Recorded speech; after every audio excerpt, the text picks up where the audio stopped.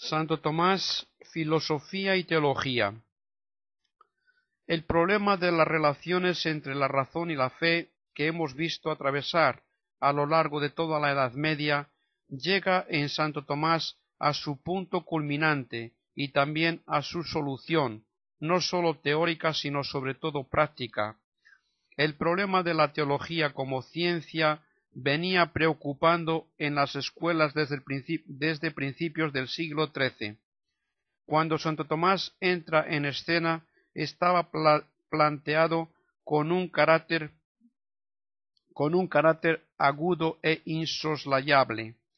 Por una parte, la doctrina del cristianismo, que después de una larga elaboración de muchos siglos intentaba estructurarse en una teología. Por otra, la recuperación efectiva de la filosofía griega a través de las versiones. Por vez primera, el cristianismo occidental se encontraba frente a frente con un conjunto sistemático de filosofía. Era preciso demarcar con exactitud los límites y las relaciones mutuas entre los campos de la razón y de la fe.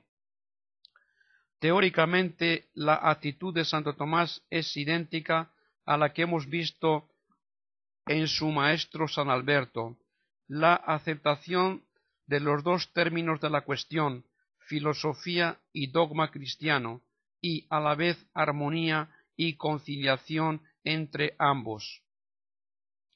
Santo Tomás comienza distinguiendo para terminar armonizando. Antes de establecer las posibles relaciones entre ellos, es preciso definir claramente el carácter de los elementos que intervienen en la cuestión.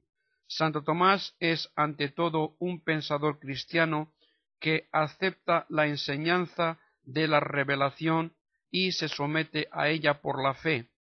Desde este punto de vista se sitúa para considerar las posibles relaciones entre la fe y la filosofía. El fundamento de la distinción tomista entre los campos de la filosofía y la teología consiste en su neta distinción entre orden natural y sobrenatural. Son dos órdenes distintos, pero no opuestos ni contradictorios, sino que se complementan armónicamente. La gracia no destruye la naturaleza, sino que la perfecciona. En virtud de esto distingue Santo Tomás un doble orden de conocimiento, natural, que procede del trabajo de las puras fuerzas de la razón humana. Su resultado es la filosofía, la cual es perfectamente válida dentro de su propio orden. Tiene sus leyes y métodos propios, con estricto valor demostrativo, que le confieren carácter de verdadera ciencia. Sobrenatural, el cual no procede de la razón humana, sino de la revelación de Dios. Este conocimiento, aunque oscuro por naturaleza, nos descubre numerosas verdades, unas que de suyo están al alcance de la razón y otras que exceden absolutamente sus límites, y que el creyente acepta por un acto de la virtud sobrenatural de la fe. Ambos conocimientos, el de la razón y el de la fe, provienen en último término de una misma fuente que es Dios. Por lo tanto, no puede haber entre ellos contradicción intrínseca, pues son distintas participaciones de una misma verdad que no puede contradecirse a sí misma. Pero ¿en qué relaciones estarán ambos órdenes de conocimiento? Si nos fijamos solamente en la contraposición entre lo natural y lo sobrenatural, ciertamente que para un cristiano esas relaciones tienen que ser de subordinación de lo primero a lo segundo, ya que lo sobrenatural está por encima de lo natural. Pero con esto no está dicho todo. La revelación es completa en su orden, y también la filosofía de suyo es autónoma en sus procedimientos racionales, pero ambas pueden beneficiarse de una mutua colaboración. La revelación puede servir a la razón como orientadora, negativamente para preservarla de incurrir en muchos errores, y positivamente para indicarle el término a que debe llegar o del que no se debe apartar en determinados temas de pensamiento. No importa que esa orientación deba ser extrínseca, ya que un influjo intrínseco de la fe sobre la razón o de la razón sobre la fe equivaldría a destruirlas a las dos.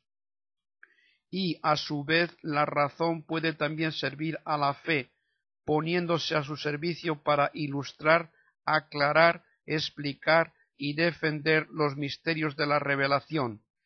Esta colaboración armónica de la razón y la fe, o de la filosofía y la revelación, da por resultado una nueva figura de ciencia típicamente cristiana, que es la teología.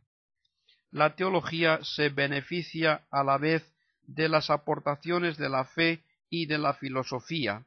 De la fe toma sus principios, que son indemostrables por la razón, y cuya certeza descansa en un motivo de orden sobrenatural que es la revelación divina. O sea que, en último término, la certeza de la teología se apoya en el fundamento de la autoridad de Dios, pero de la filosofía toma sus procedimientos racionales, demostrativos, y se enriquece con la aportación de numerosos datos científicos que no se encuentran en la revelación. Todo ello sirve a la teología para explicar, penetrar y profundizar en lo posible dentro de los datos que le proporciona la fe. El resultado es una ciencia que podríamos llamar mixta, pues por una parte sus principios no son evidentes ni demostrables para el teólogo, y por otra utiliza procedimientos racionales análogos a los de las ciencias humanas, es decir, una ciencia en la cual se combina lo natural con lo sobrenatural, lo humano con lo divino, pero que se reduce a ciencia humana, pues sus conclusiones obtenidas en virtud de un trabajo racional pertenecen al orden humano. De aquí procede la actitud de Santo Tomás ante la filosofía. Como cristiano pone toda su confianza en la fe, garantizada por la autoridad de Dios, mas no por eso adopta una actitud reservona y asustadiza frente a la razón. Conoce y proclama su limitación y sus deficiencias, de donde deduce la necesidad moral de la revelación para completarla en determinados órdenes, pero a la vez como filósofo concede